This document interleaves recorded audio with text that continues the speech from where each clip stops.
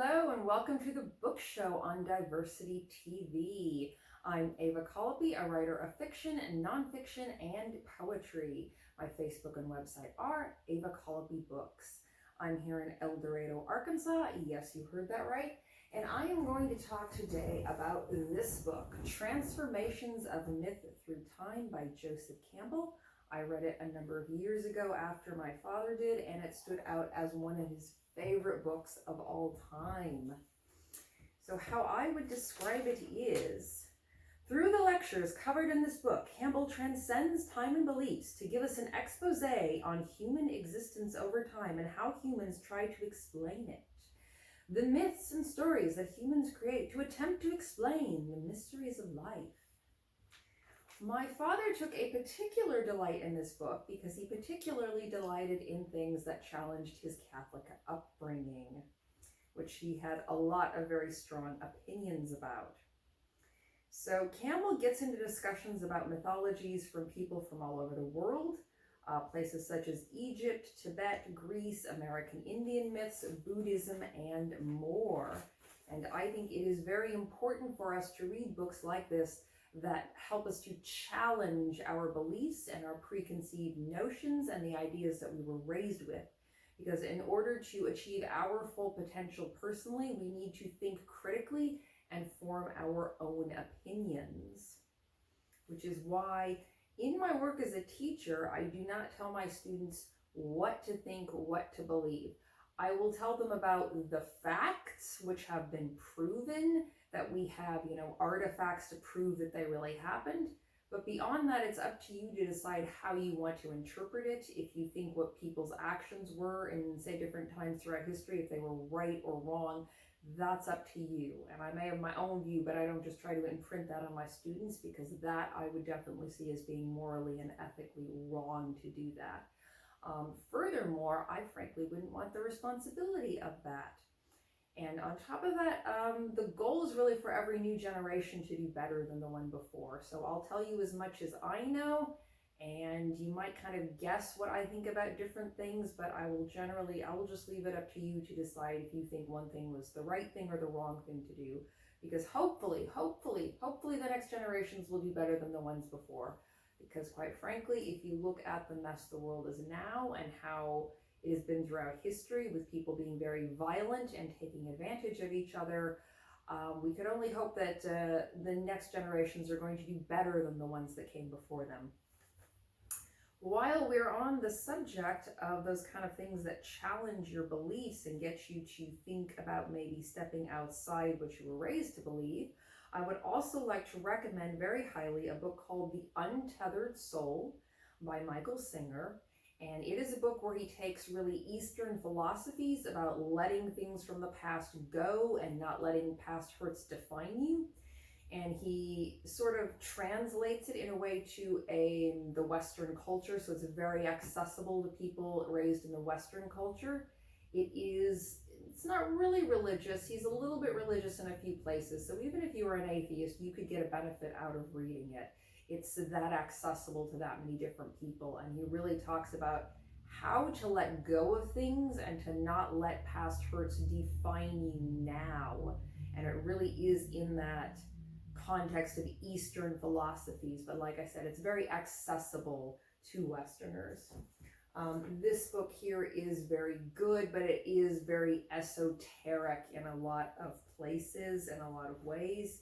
And Untethered Soul is a lot more accessible to a lot more different people. So I'm going to get right into this and read from number 6. The Way to Enlightenment, Buddhism. The Buddha's dates are 563 to 483 BC.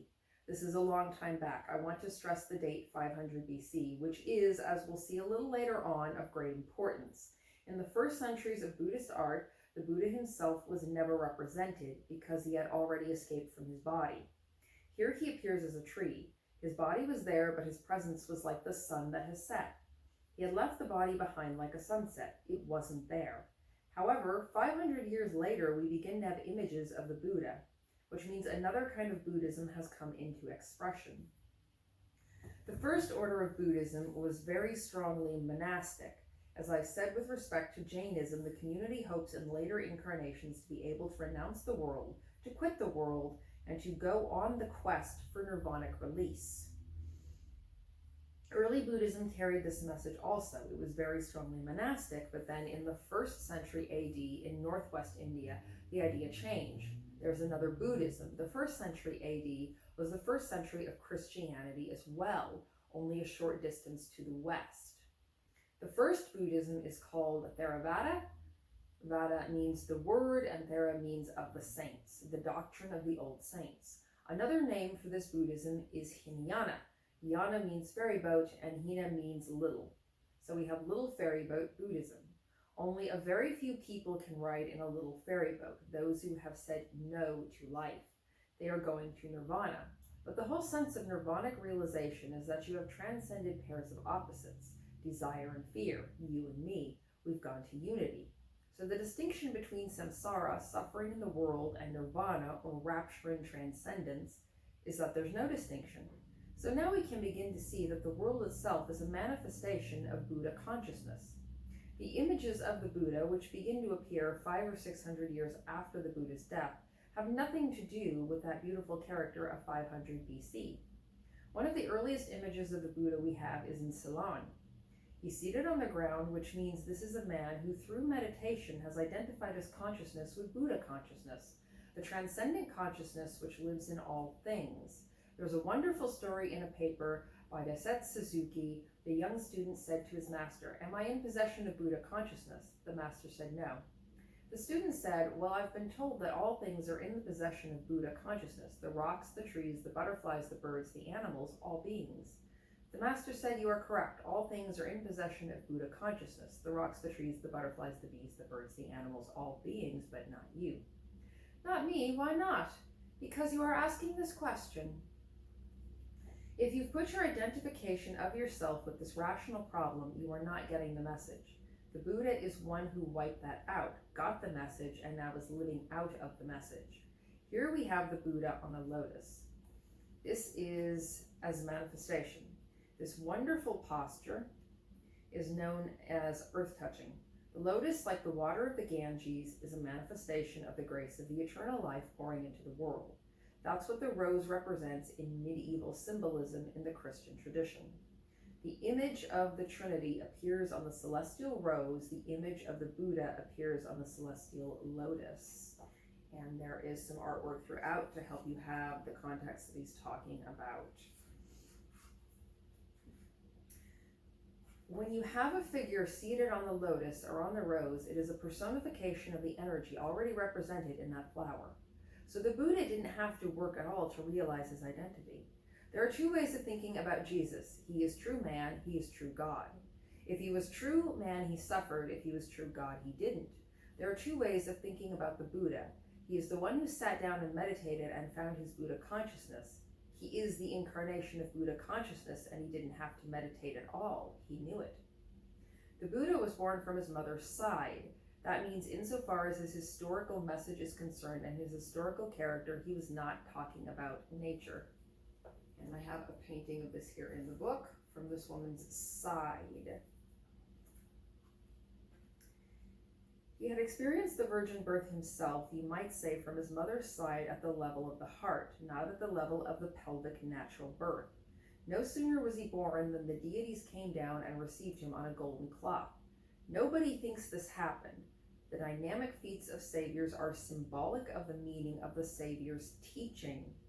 It's not like Carl Sandburg's Life of Lincoln, where you get documentation of the actual details of the life.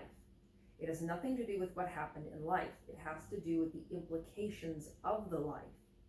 So the Buddha is born, the gods receive him on a golden cloth. They put him on the ground, and this little child takes 7 steps, and his right hand lifts, and his left hand points down, and he says, "Worlds above, worlds below, there's no one in the world like me."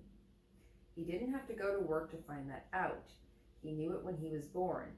Daisetsu Suzuki, during his first lecture in the United States on Buddhism, mentioned this. He said, that's a very funny thing, a baby just born, to say a thing like that. You think he would have waited until he had his illumination under the bo tree and his spiritual birth. But we in the Orient all mixed up. We don't make great distinction between spiritual and material life. Material manifests spiritual. So then he went on in a long talk pretending to lose his notes. In Japanese and Chinese paintings, there's a lot of vacant space and you can read something into that. So he left us vacant space by pretending to lose his notes so we could help him find them and feel participation in the lecture. To do too well is not nice. Finally, Suzuki came to this point. They tell me when baby is born, baby cries, baby does, baby say, when baby cries. Baby says, worlds above, worlds below, no one in the world like me. All babies, Buddha babies. The little baby is a Buddha baby. It's a manifestation in innocence of these wonderful energies. So what's the difference between any little mouse and Queen Maya's? Hers knew he was a Buddha baby. The whole thing of Buddha consciousness means getting to know you are it. That takes a lot of work, principally because society keeps telling you you are not it. When this quester, this seeker, this one who is about to become the Buddha, came to the tree in the middle of the universe, the axis mundi, which is called the immovable spot, he sat there. That's a psychological condition. You don't have to go to the body Gaia to find the immovable spot. You've got it right here if you have it. And what is it? It is the spot that is not moved by desire and fear. So that is my recommendation for this time around. Thank you so much for watching the book show on Diversity TV, and I hope you find what you're looking for. We're happy to have you, and we will see you next time.